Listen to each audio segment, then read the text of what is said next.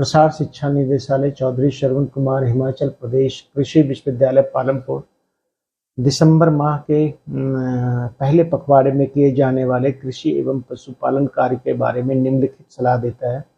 इसे प्रदेश के किसान अपनाकर लाभ उठा सकते हैं। हम फसलों की बात करेंगे, उसमें गेहूं सिंचित क्षेत्रों में या बरानी क्षेत्रों में, यानी जहां पर बारिश पूरी खेती जो है वर्षा पे आधारित है, जहां गेहूं की बुआई ना की गई हो तो वर्षा होने पर बरानी क्षेत्रों में या सिंचाई करके सिंचित क्षेत्रों में गेहूं की 75 किस्म HPW 373, HS 490 व BL 892 लगाएं। निम्न क्षेत्रों में HD 3086 की बिजाई भी की जा सकती है। बीज की मात्रा 5 किलोग्राम प्रति कनाल व बिजाई 20 सेंटीमीटर की दूरी पर करें।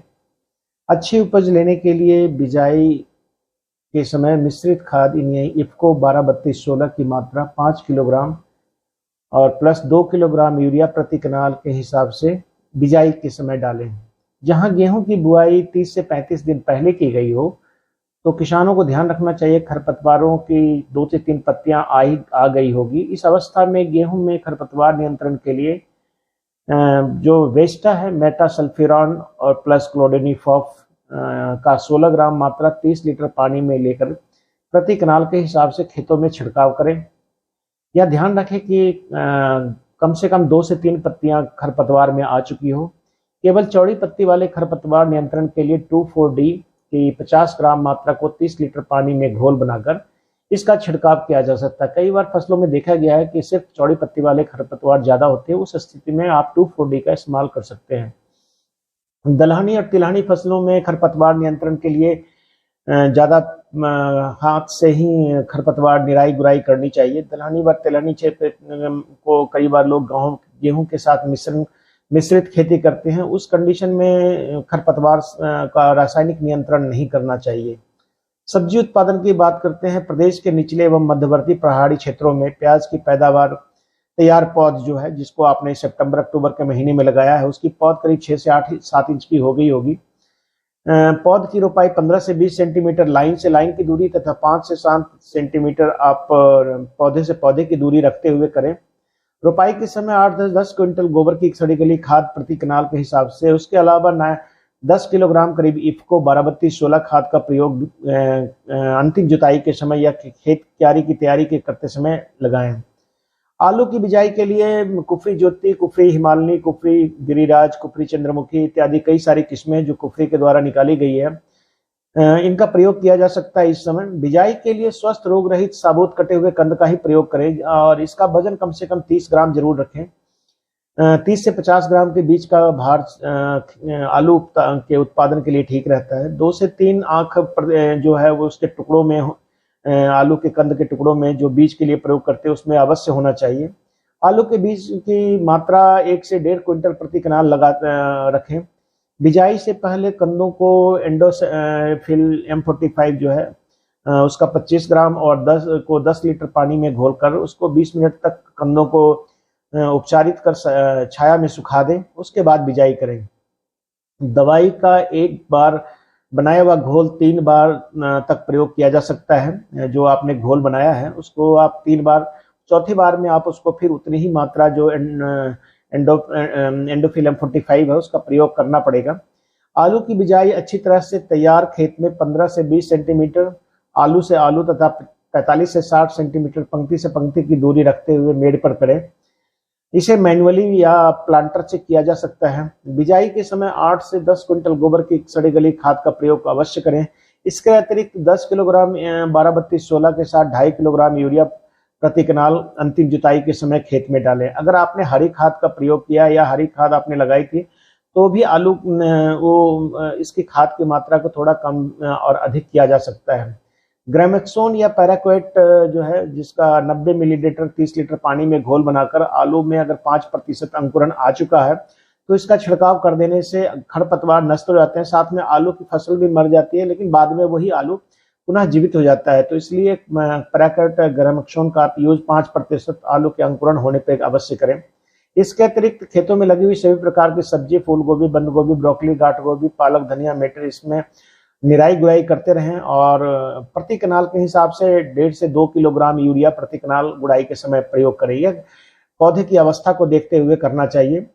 जिन किसानों ने अपने गेहूं की बिजाई करनी है, गेहूं के बीज को बेविस्टिन 2.5 ग्राम प्रति किलोग्राम बीज या रैक्सिल 1 ग्राम प्रति किलोग्राम बीज की दर से उपचारित करने के बाद गेहूं की बिजाई करें।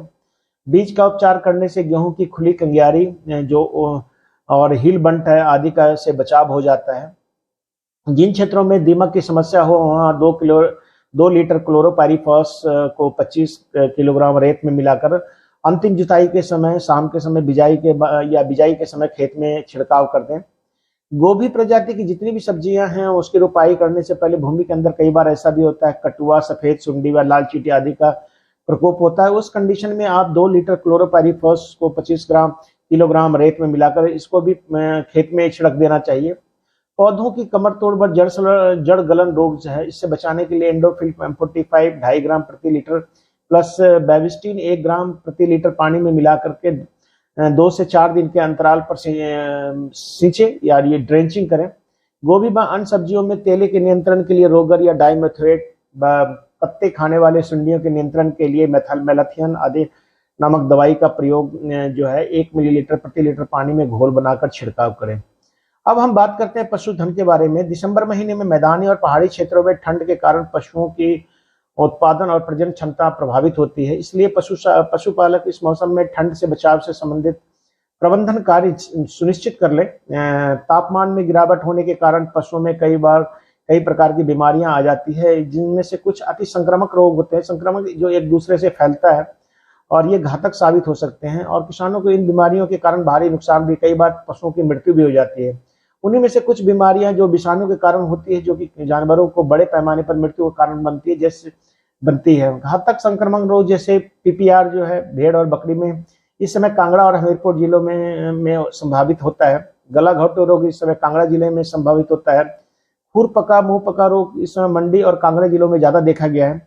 पशुपालक जानवरों में बीमारी के किसी भी लक्षण जैसे भूख कम लगना, तेज बुखार आना, चमड़ी पर लाल धब्बे या फफोले निकलना, आंख नाक मुंह से अत्यधिक रस का या श्राव का निकलना, तो ऐसी स्थिति में तुरंत पशु चिकित्सक से सलाह ले लें। पशुओं को संक्रामक रोगों से बचाव के लिए उनका टीकाकरण सुनिश्चित करें। पशु चिकित्सक की सलाह के अनुसार अवश्य इसको करवाते रहें।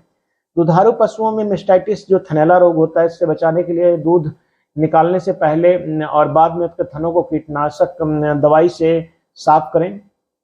इस महीने फैसियोला और एम्फिस्टोन नामक फीता कृमि जो कई बार होता है संक्रमक, जो दलदली क्षेत्रों में खास करके पशुओं में हो जाता है। पशुओं के गोबर की जांच कराना चाहिए, इससे पशु चिकित्सालय में इसकी जांच अवश्य करवाएं और रोग की निश्चित तौर पर पहचान हो जाने पर पशु चिकित्सक से इसका उपचार करवाएं। पशु चिकित्सक की सलाह से पशुओं के पेट व जिगर के कीड़े मारने की दवाई लें।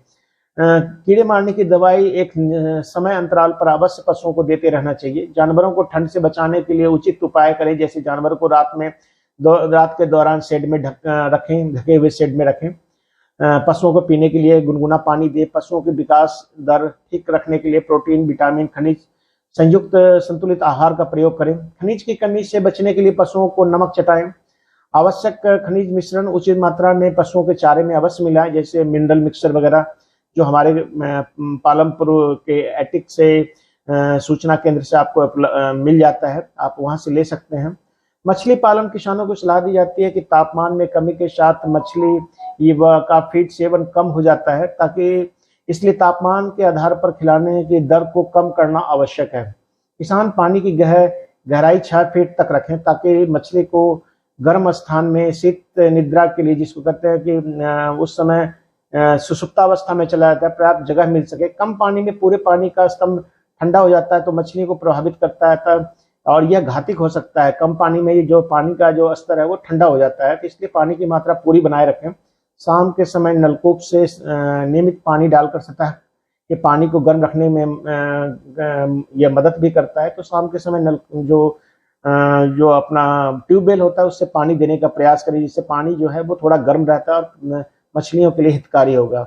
किसान भाइयों, दिसंबर महीने के लिए किसान पशुपालकों एवं कृषि उत्पादकों के लिए अनुरोध है कि अपने क्षेत्र की भौगोलिक एवं पर्यावरण परिस्थिति के अनुसार अधिक और अति विशिष्ट जानकारी लेने के लिए कृषि विज्ञान केंद्र से अपने नजदीक का जो केंद्र होता है उससे संपर्क बनाए रखें। और अधिक जानकारी के लिए कृषि तकनीकी सूचना केंद्र एटिक 0189423039 या किसान कॉल सेंटर 1551 से भी संपर्क किया जा सकता है। प्रसार शिक्षा निदेशालय की तरफ से दिसंबर महीने के प्रथम पखवाड़े के लिए ये था आपके लिए कृषि एवं पशुपालन का। धन्यवाद।